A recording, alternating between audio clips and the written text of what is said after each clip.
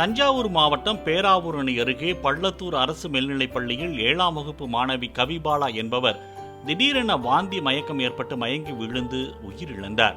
மேலும் 2 மாணவிகளுக்கு உடல்நலம் பாதிக்கப்பட்டுள்ளதால் அழகிய நாயகிபுரம் ஆரம்ப சுகாதார நிலையத்தில் அனுமதிக்கப்பட்டுள்ளனர்.